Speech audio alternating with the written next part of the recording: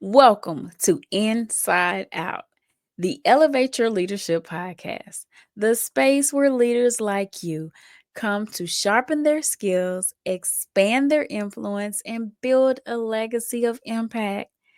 I am your host, Angelia Malbrew, speaker, leadership strategist, and your guide on this journey to elevating your leadership to new heights. Whether you're leading a team, an organization, or just starting your leadership path, this is the podcast for actionable insights and powerful inspiration. Let's dive in. Welcome to episode 9, The Importance of Emotional Intelligence in Leadership.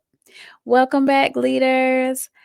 Today, we're diving into emotional intelligence and why it is definitely a must have skill for every leader. Here's the thing: I went to school at the Arizona State University and I studied emotional intelligence. It was extremely impactful for where I am now as a speaker, who I was as a project manager, as a project leader, and who I am as a business owner. I guess you're asking me, if you've never heard this term before, what is EI or what is emotional intelligence, Angelia?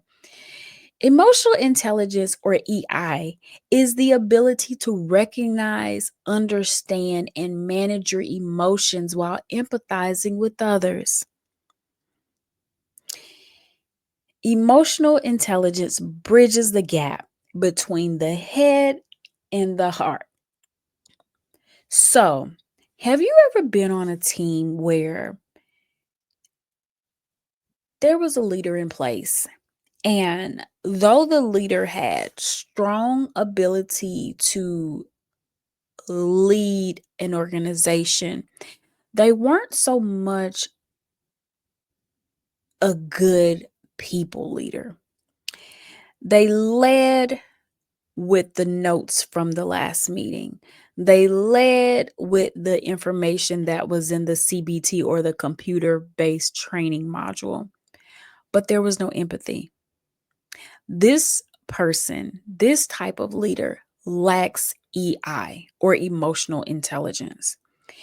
You have to be able to recognize, understand, and manage your emotions, all while empathizing with other people. Oftentimes, if you were raised in a home where you didn't see that type of experience, or, people didn't show you love in a certain way, a lot of times, and I'm no therapist, but what I have found in my journey of life is that people that were raised in that type of environment, or people that were, you know, kind of introduced to being a different way, leading with EI, they didn't start there. They had a totally different background. And so it's important that we lean in, especially now, especially as times begin to change and people begin to rely on artificial intelligence so much more. Where does that leave you? What is going to make you different? Let's talk about the 5 pillars of emotional intelligence in leadership. Number 1, self awareness. You have to understand your emotional triggers. What are they? Here's a tip: keep a journal to reflect your emotional patterns so that you can control them. Number 2, self regulation. Learn to stay calm under pressure. It's easier to manage when you're practicing mindfulness to manage your stress. I am a huge advocate for using the Calm app. And if you need my referral code, I will surely get that out to you. But I love the Calm app because it doesn't require me to go outside and do yoga in the middle of the day. It allows me to just get quiet wherever I am and have a mindful moment. And it helps me to stay grounded. I'm a very high energy individual. And so for me, having the ability to find something that allows me to get calm and relax for just a moment, it is priceless. Number three, motivation. Stay focused on your long term goals. It's so easy to forget what your goal is when you're not focused on it. When you forget that, oh, my 5 year goal is this, my 10-year goal is that, my 20-year goal. Have you even made those goals? Oftentimes you hear people asking you, oh, where do you see yourself in 20 years in a job interview? But when was the last time you asked yourself that? What do you want to do? What do you want? Set personal benchmarks. It'll help you to maintain your consistency for growth. Number four, empathy. Understand and connect with others.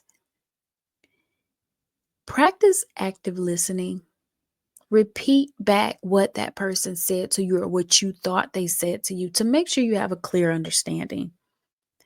And number five, use those social skills. Build relationships and manage conflict effectively. Learn to be a better advocate for using open communication to resolve issues. Because a lot of times, if you don't address things and if you don't address them early on and properly, they become a point where it can be toxic if they're left to fester. So make sure you're addressing things that may seem a little bit off and just do it with the right intention, the right heart, and never, ever, ever approach a situation that could be volatile when you're upset. Here are some practical applications of emotional intelligence. Number one, use emotional intelligence to navigate difficult conversations because let's face it, having a difficult conversation with somebody is not the top of everybody's to do list, but it has to happen. So use empathy, be aware, and also be aware of the way you're making the other person feel. Number two, build a team culture rooted in trust and collaboration. Believe me, I've been on many, many, many teams, but the teams that were rooted in culture, the teams that had the ability to allow us to formulate trust, it helped us in our collaboration efforts. It helped us to rely on each other. If we had a leader that needed to be out, we could handle it alone. We didn't need that leader checking on us or micromanaging us. We could literally run it on our own. So once you develop a team that has that type of tenacity, that is ready to take on the task, if you need to step away or if you need to be out for any amount of time, create a team that has the momentum, the drive, and the desire to make things happen, even in your absence. And also, last but not least, lead with empathy and inspire, connect, and motivate your team. They're depending on you and they need you more than you know. Emotional intelligence is the glue that holds great leadership, great businesses, great brands together. Cultivate it, practice it, and watch your leadership soar. Thank you for joining me on this episode of Inside Out. the Elevate Your Leadership podcast. Remember, leadership is not a destination, it's a journey of conscious growth and impact. If today's episode resonated with you, subscribe to the podcast, share it with your network, and leave a review to help others to discover this transformative space. Until next time, keep elevating and leading with purpose.